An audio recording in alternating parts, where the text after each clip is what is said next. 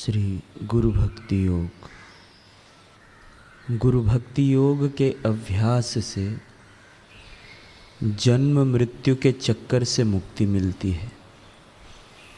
गुरु भक्ति योग अमरता, सनातन सुख, मुक्ति, पूर्णता, अखुट आनंद एवं चिरंतन शांति देता है।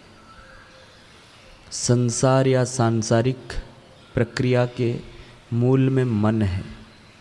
बंधन और मुक्ति, सुख और दुख का कारण मन है। इस मन को गुरु भक्ति योग के अभ्यास से ही नियंत्रित किया जा सकता है। सद्गुरु के दिव्य कार्य के वास्ते आत्मसमर्पण करना अथवा तन मन धन अर्पण करना चाहिए। सद्गुरु की कल्याणकारी कृपा प्राप्त करने के लिए उनके पवित्र चरणों का ध्यान करना चाहिए। गुरु के पवित्र उपदेशों को सुनकर निष्ठापूर्वक उनके मुताबिक चलना चाहिए। उल्लू सूर्य प्रकाश के अस्तित्व को माने या ना माने, फिर भी सूर्य तो सदा प्रकाशित रहता है। उसी प्रकार अज्ञानी और चंचल मन वाला शिष्य माने या ना माने, फिर भी गुरु की कल्याणकारी कृपा तो चमत्कारिक परिणाम देती ही है। अपने गुरु को ईश्वर मानकर उनमें विश्वास रखो, उनका आश्रय लो, ज्ञान की दीक्षा लो। केवल शुद्ध भक्ति से ही गुरु प्रसन्न होते हैं। गुरु भक्ति योग के अभ्यास से मन की शांति और स्थिरता प्राप्त होती है। जिसने सद्गुरु के पवित्र चरणों में आश्रय लिया है, ऐसे शिष्य के पास मृत्यु पलायन हो जाती है। एक बार सूफी फकीर शेख मोहम्मद जाहिद ने अपने शिष्य शाह दरवेश मोहम्मद को एक पहाड़ पर जाकर वहाँ उनका इंतज़ार करने की आज्ञा दी और कहा कि वे वहाँ पर बाद में आएंगे।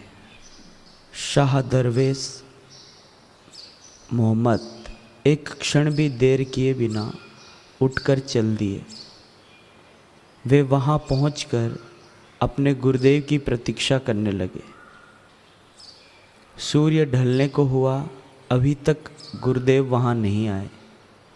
उनका मन कहने लगा, हो सकता है कि गुरुदेव इस बात को भूल गए हों, वापस चल। किंतु शाह दरवेश ने मन की आवाज़ को साथ देने से इनकार कर दिया। उन्होंने अपने गुरुदेव की प्रतीक्षा नहीं छोड़ी। रात्रि में पहाड़ पर कड़ाके की ठंड पड़ने लगी, जिसने शाह को अपनी जकड़ में ले लिया और वे पूरी रात सो नहीं पाए। उनके पास ऊष्मा का एकमात्र स्रोत अपने गुरु की याद का था। उस सघन रात्रि के बाद सुबह आई, लेकिन शेख मोहम्मद जाहिद का आगमन अभी दूर था। शाह दरवेश भूखे थे। वे खाने की तलाश में इधर उधर कुछ ढूंढने लगे। उन्होंने वृक्षों से फल खाकर अपनी भूख मिटाई और अपने गुरुदेव की प्रतीक्षा करने लगे। वह दिन भी यूं ही गुजर गया और उसके बाद अगला दिन भी उनकी धारणा और दृढ़ होने लगी कि मेरे गुरुदेव जानते हैं कि मैं क्या कर रहा हूँ। एक सप्ताह गुजरा और फिर एक माह। शेख मोहम्मद जाहिद नहीं आए। शाह दरवेश प्रतीक्षा करते रहे और अपना समय प्रार्थना व गुप्त जप अनहद नाद करने में गुजार रहे थे। सर्दियों के मौसम में पहाड़ पर बर्फ़ गिरने से पेड़ों से फल फूल भी खत्म हो गए। अब दरवेश मोहम्मद बचे कुचे पत्तों, जड़ों व पेड़ों की छालों से अपना गुजारा करने लगे। उनकी तपस्या रंग लाई। जंगली पशु उनके पास आकर शांति से उन्हें घेर कर बैठ जाते। उन्हें एहसास होने लगा कि यह चमत्कारिक शक्ति उनके गुरुदेव की देन है। वे हिरनियों से दूध ग्रहण कर अपनी भूख मिटाने लगे। जब वे हिरनियों का दूध दूहते तो वे निश्चल खड़ी रहती। उनके गुरुदेव इन सब के द्वारा उन्हें आध्यात्मिक ज्ञान प्रेषित कर रहे थे और वे इस पथ पर आगे बढ़ रहे थे। साल दर साल यूं ही गुजर गए। शेख मोहम्मद जाहिद अभी अपने वादे के अनुसार वहाँ नहीं आए थे, लेकिन शाह दरवेश निरंतर उनकी याद में सब्र की इंतहा को पार कर रहे थे।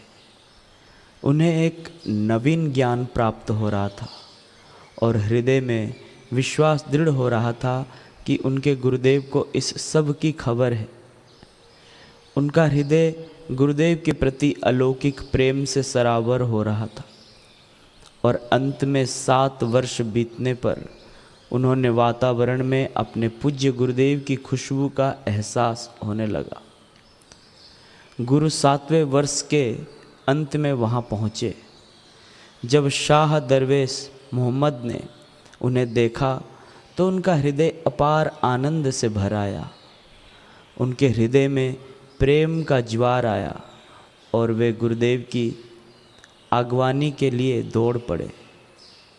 शेख मोहम्मद जाहिद ने उन्हें देखा और पूछा कि तुम यहाँ क्या कर रहे थे और पहाड़ से वापस लौटकर क्यों नहीं आए? शाह दरवेश ने निवेदन किया कि मैं यहाँ आपकी आज्ञा अनुसार आपकी प्रतीक्षा कर रहा था। शेख मोहम्मद जाहिद ने कहा, यदि मैं भूल जाता या मेरी मृत्यु हो गई होती तो? शाह दरवेश ने पुनः निवेदन किया, मेरे पूज्य गुरुदेव ये कैसे भूल सकते हैं, क्योंकि वे परमात्मा का प्रकट रूप है।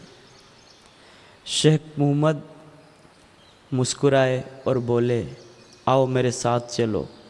उसी क्षण उन्होंने शाह दरवेश मोहम्मद के हृदय को अपने संपूर्ण प्रेम व ज्ञान से परिपूर्ण कर दिया। उन्हें पूर्ण आचार्य की पदवी प्रदान कर औरों को दीक्षा देने का आदेश दिया। शाह दरवेश मोहम्मद अपने गुरुदेव के शरीर छोड़ने तक उनकी सेवा में हाजिर रहे।